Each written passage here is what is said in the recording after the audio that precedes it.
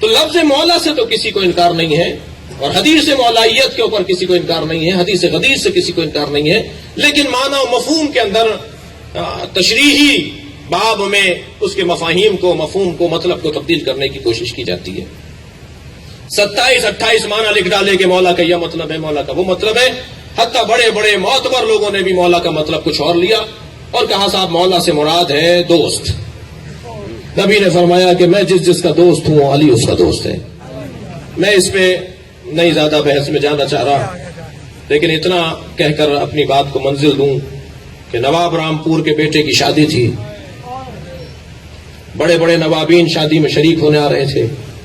جیسے جیسے نوابین اور رؤسا سواریاں ان کی پہنچتی تھیں تو انہیں دسترخوان پہ لے جایا جاتا تھا۔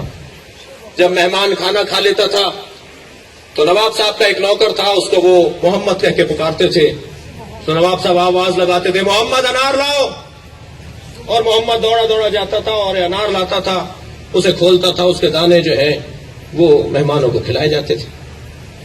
مسلسل آواز لگتی رہے محمد انار لاؤ، محمد انار لاتا رہا۔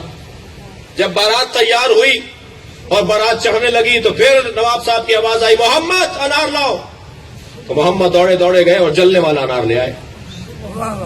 دسترخوان پر تو نواب صاحب نے نہیں کہا تھا کہ کھانے والا لاؤ، اور بارات چڑھتے ہوئے بھی نواب صاحب نے نہیں کہا تھا کہ جلانے والا لاؤ، لیکن ایک نوکر کو پتا ہے کہ کس موقع پر کون سے انار کی بات ہو رہی ہے، مگر مسلمان کو نہیں پتا کہ دھوپ میں کون سے مولا کا مطلب بیان ہوگا۔ صلوات پڑھے محمد و آل محمد۔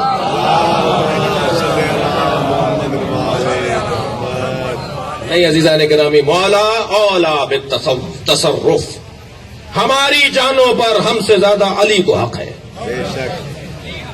ہماری جانوں پر، ہمارے مال پر، ہماری اولاد پر ہم سے زیادہ میرے مولا علی کو حق ہے۔ برحمتک یا ارحم الراحمین، وصلی اللہ علی محمد وآلہ الطاہرین۔